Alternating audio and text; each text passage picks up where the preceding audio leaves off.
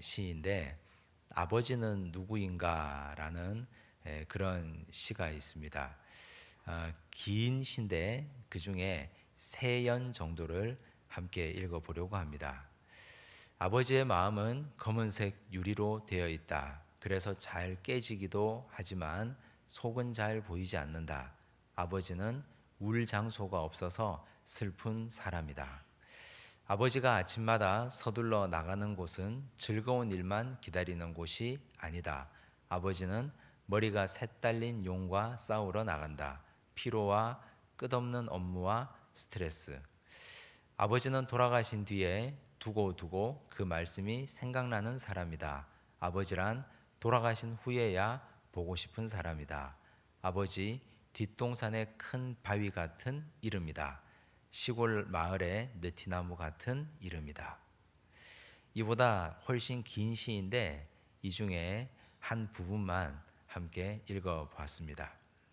여러분들에게 아버지는 어떤 존재입니까? 우리가 누구나 아버지 없이 어머니 없이 이 땅에 태어난 사람은 아무도 없습니다. 오늘 가족 주일에 나에게 아버지는 어떤 분인지, 또 우리가 아버지로 살고 있다면 나는 자녀들에게 어떤 아버지들인지, 이 시에 보면 아버지는 머리 셋 달린 용과 싸우러 나간다. 보통의 우리 시대 아버지가 다 그렇게 살지 않습니까?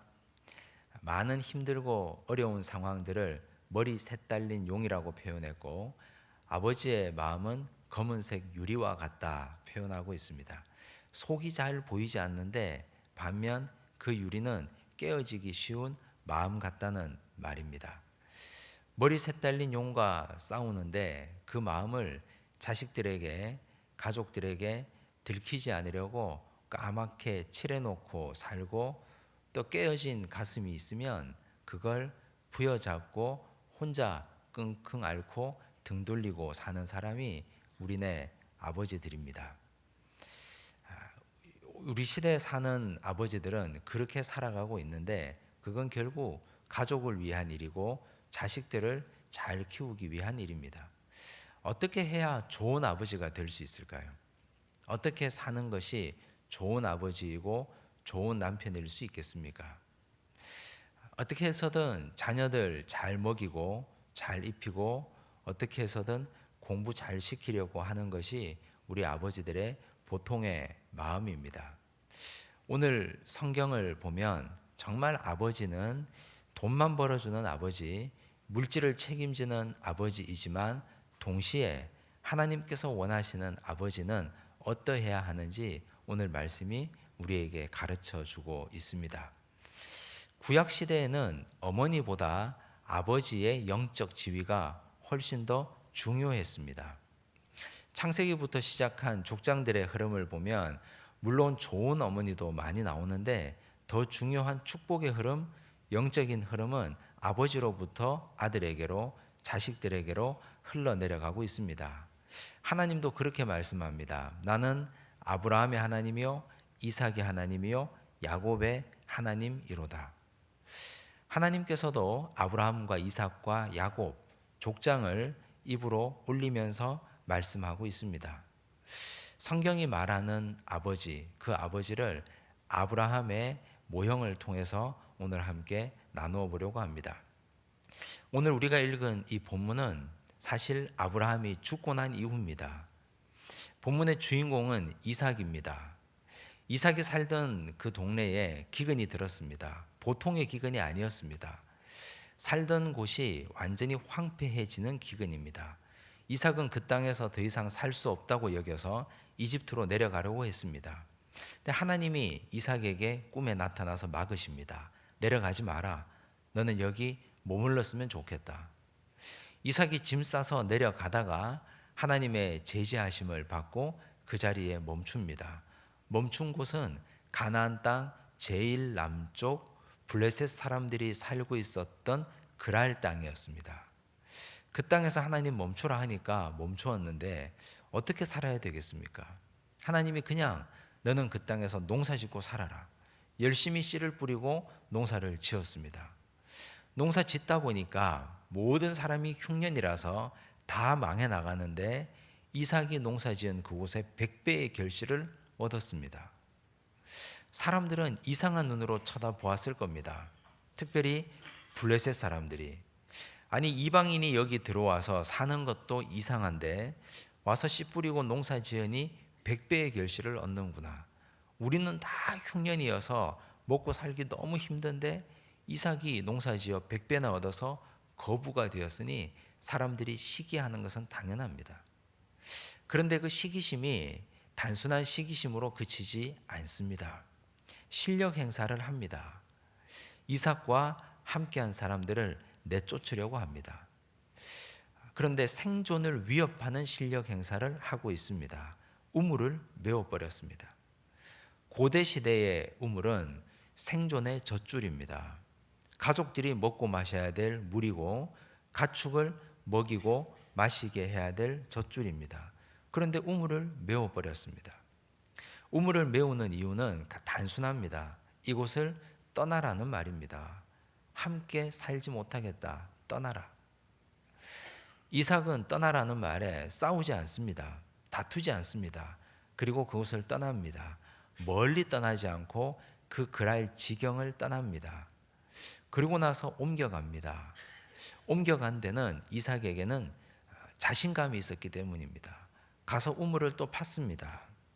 오늘 말씀 21절입니다.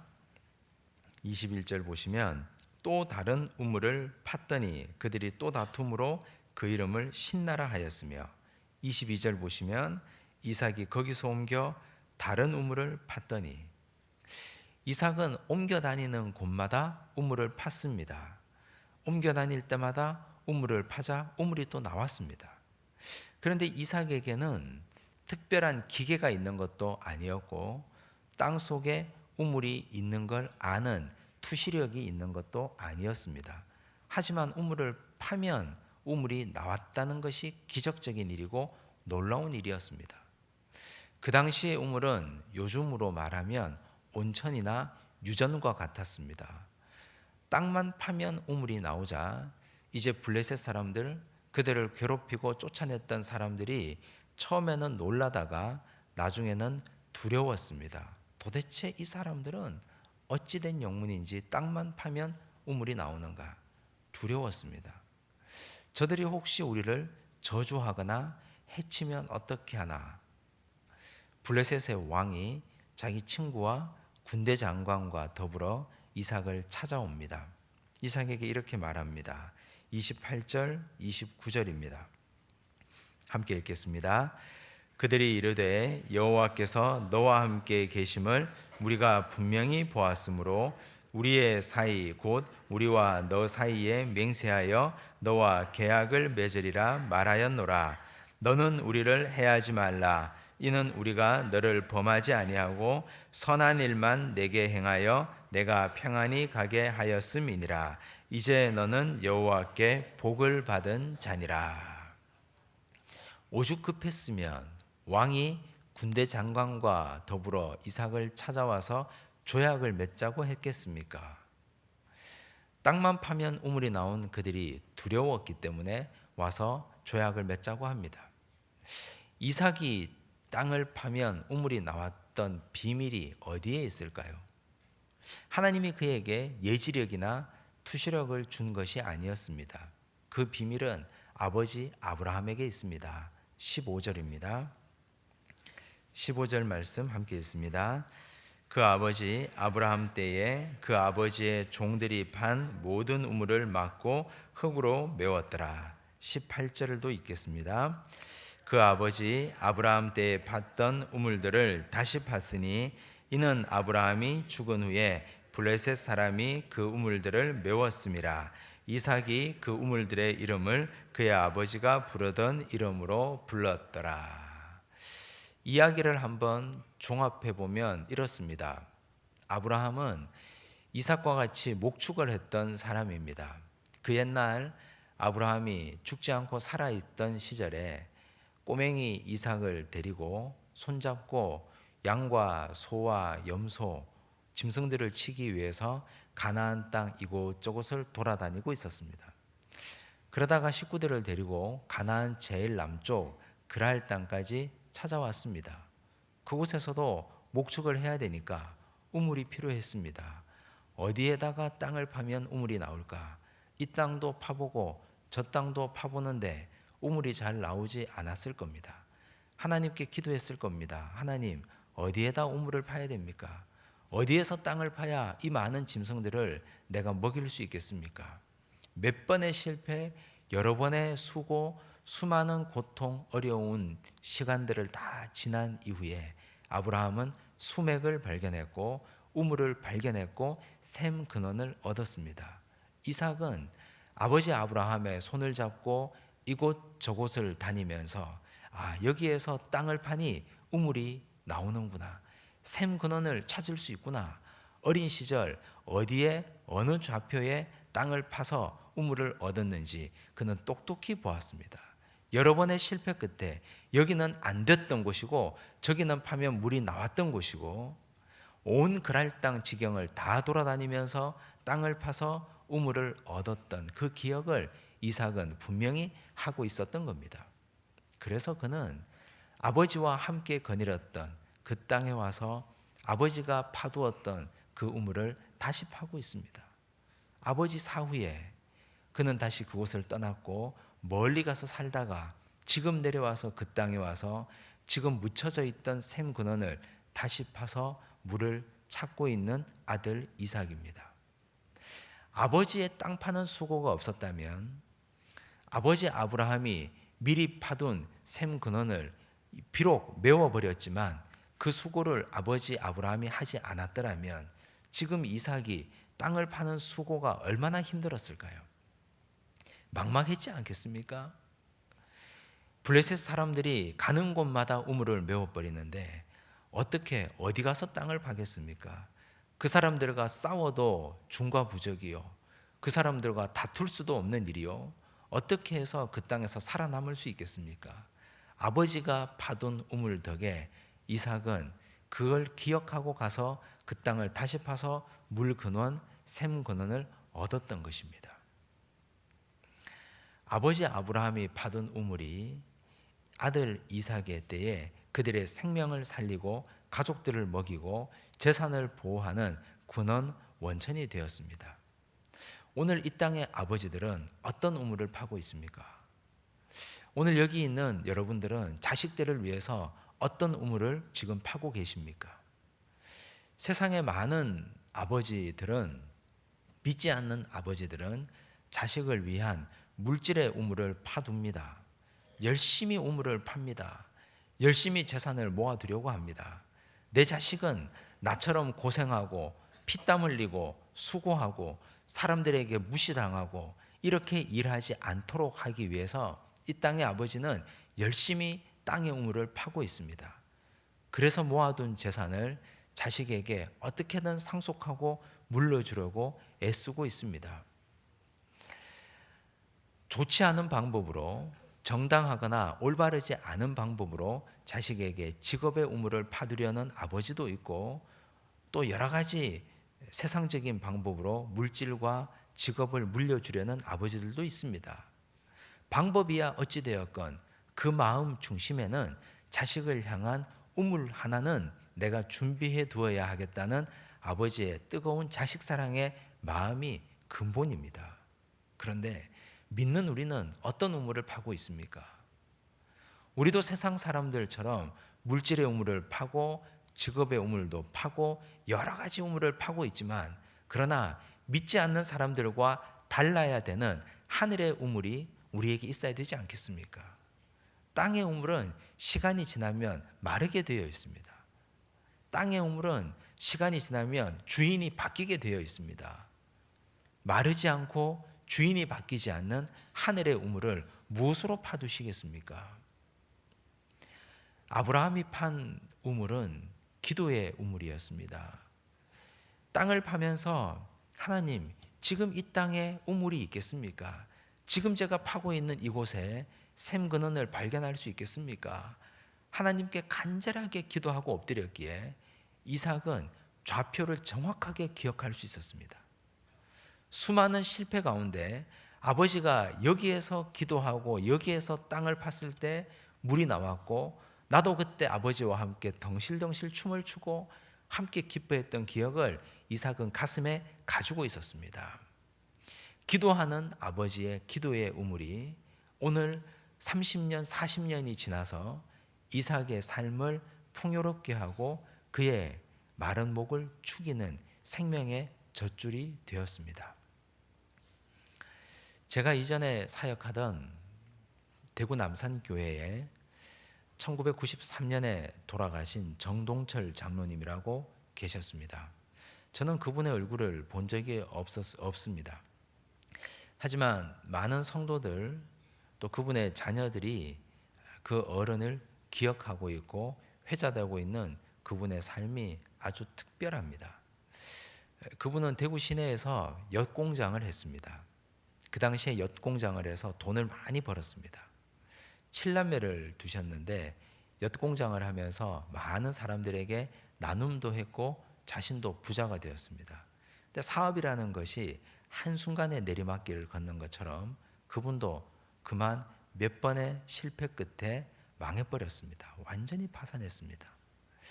파산하고 난 뒤에 그분이 생각한 것은 내가 지금까지 물질의 수고를 해서 자녀들에게 물려주려고 노력했는데 하나님이 이렇게 거두어 가시니 나도 방법이 없구나. 그때 그분이 생각한 것은 어떻게 해서 이들을, 우리 자식을 내가 이제는 돈은 물려줄 것이 없고 무엇을 물려줘야 될까? 믿음밖에 없는데 어떻게 하면 좋을까? 기도했다고 합니다. 그런데 그때 마침 교회에서 사찰 집사님을 구하는데 내가 교회로 들어가야 되겠다. 7 자식과 부부가 9 식구가 2칸 방이 있는 교회로 들어갔습니다. 올망졸망 딸린 식구들을 데리고 그 교회에서 기도하며 지냈습니다. 아버지는 그 당시 안수 집사님이셨는데 이분은 자식들이 그 방을 다 차지하고 있으니 방에서 주무실 수가 없어서 예배당에서 기도하다가 잠들고 기도하다가 깨고 늘 예배당에서 기도하는 자리를 채우셨습니다. 어머니 권사님도 역시 마찬가지였고 자식들이 항상 큰언 자식들이 5남 2녀의 자녀들이 방에서 늘 싸우고 있으면 자녀들을 데리고 마당에 나가서 하늘을 보게 합니다. 좁은 방에서 싸우지 말고 넓은 마당에 나와서 하늘을 보고 호연지기를 가져라. 여름이 되면 없는 살림에 자녀들을 데리고 버스를 태우고 또 태워서 바닷가에 데리고 갑니다. 넓은 바다를 보고 하나님 만드신 자연을 보아라. 어머니는 항상 긍정의 사람이었다고 합니다. 자녀들에게 항상 이렇게 말합니다. 박사님들 싸우지 마십시오. 둘째가 화를 냅니다. 어머니, 제가 등록금이 없어서 고등학교도 진학하지 못하는데 제가 무슨 박사입니까? 아유, 그런 소리 하지 마라. 하나님이 너를 박사 만들어 줄 거다. 우리 박사님들 싸우지 마라.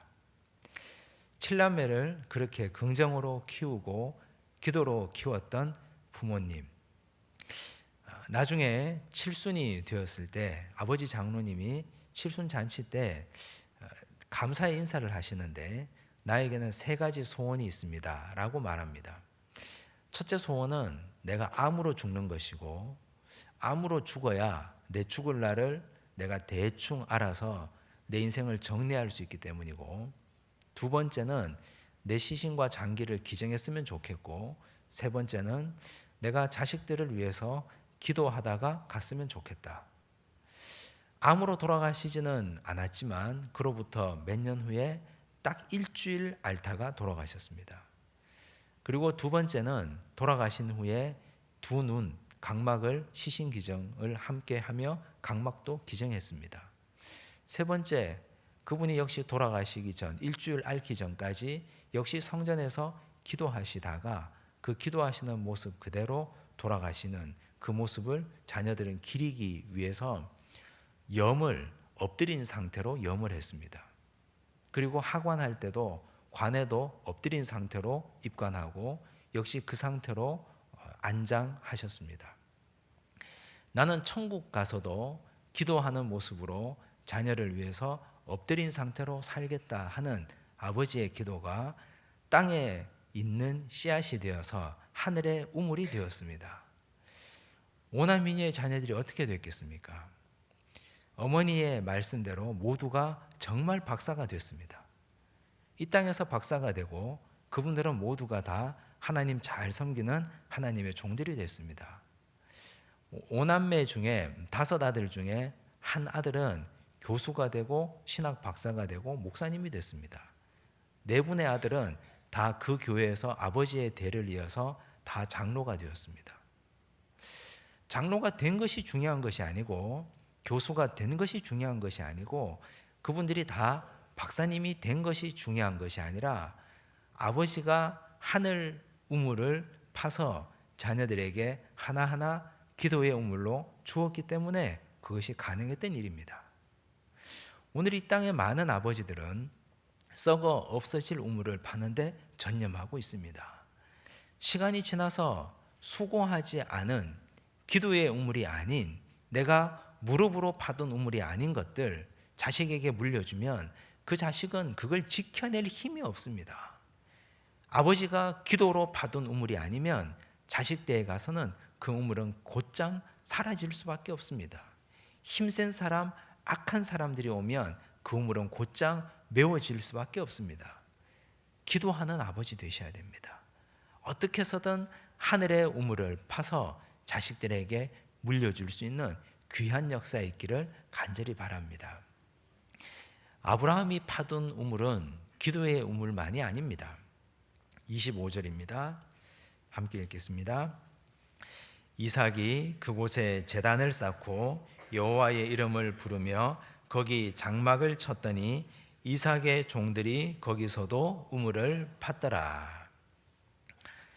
이삭이 블레셋 땅 사람들의 위협과 협박이 있는 곳에서 하나님께 제단을 쌓고 있습니다. 자기 온통 주변에는 이방인들밖에 없는데 이삭은 그곳에서 예배드리고 있습니다. 이삭이 드리는 이 예배는 자기가 처음 드린 예배가 아닙니다. 아버지 아브라함에게서부터 배운 예배입니다. 창세기 13장 18절에 보면 아브라함이 예배를 이렇게 설명합니다. 이 아브라함이 장막을 옮겨 헤브론에 있는 마므레 상수리 숲풀에 이르러 거주하며 거기서 여호와를 위하여 제단을 쌓았더라. 아브라함이 이사를 얼마나 많이 다녔습니까? 수없이 많이 다닌 이사 가운데 그는 갈 때마다 제단 쌓고 갈 때마다 예배드렸습니다. 가는 곳마다 하나님께 예배드리는 것이 아브라함의 삶이었습니다. 이삭은 자기 아버지 아브라함을 보면서 예배드리는 것은 생활이구나. 어떤 상황에서도 하나님께 예배드려야 되는구나. 특별히 두려울 때, 주변에 나를 집어뜯으려는 적들만 있을 때, 나를 죽이려는 악당들만 있을 때, 그때 내가 예배드림으로 내 외로움을, 내 두려움을, 내 마음의 괴로움을 하나님께 토로해야 되는구나. 이삭은 그것을 아버지 아브라함으로부터 배웠습니다. 이삭이 그랄 땅에 와서 우물을 자꾸만 빼앗는 블레셋 사람들 틈바구니 속에서 두려움과 외로움을 느꼈을 때 그는 하나님을 찾았습니다. 술 친구들을 찾지 않고 사람 찾아다니지 않고 술에 빠져 살지 않고 사람에 빠져 살지 않고 그는 하나님 앞에 엎드렸습니다. 아버지 아브라함에게 배운 예배입니다. 이 땅의 아버지들이 지금 내가 두려울 때 내가 찾는 그것을 우리 자식들도 30년 후에 똑같이 찾는다고 생각해 보시기 바랍니다. 내가 외로울 때 술을 찾고 사람을 찾고 세상에 썩어 없어질 것을 찾는다면 그걸 보고 그대로 배운 내 자식들이 그 다음 세대에 그들이 외롭고 두려울 때 똑같은 것을 찾는다고 생각해 보십시오. 어떻게 살아야 되겠습니까? 우리 아버지들이. 하나님께서 아브라함의 예배드리는 모습을 통해서 아들 이삭이 예배의 우물을 찾아서 그렇게 믿음 생활 잘하게 해주셨습니다. 우리가 살아가는 가정의 모습은 말하지 않아도 우리 행동으로 자녀들에게 그대로 유전됩니다. 우리가 어려울 때 기도하는 아버지의 모습은 자녀들의 기억에 깊이 남아서 그들이 어려울 때 기도하게 될 것이고, 우리가 외로울 때 예배드렸던 그 모습은 자녀들에게 그대로 유전되어 그들도 외로울 때, 두려울 때 예배하게 될 것입니다. 아브라함이 파둔 기도의 우물과 예배의 우물이 이삭의 영혼을 살리고 삶을 구원한 것처럼 오늘 이 땅의 아버지들이 하늘의 우물을 파두시기를 간절히 바랍니다. 기도하겠습니다. 하나님 아버지, 참 좋은 믿음의 아버지 아브라함은 자식을 위해서 별다른 것을 물려주지 못했습니다. 죄도 짓고 넘어져서 가정에 불화도 남겨두었습니다. 이스마엘도 남겨두고 하갈도 남겨두고 죄의 열매들도 남겨두었습니다.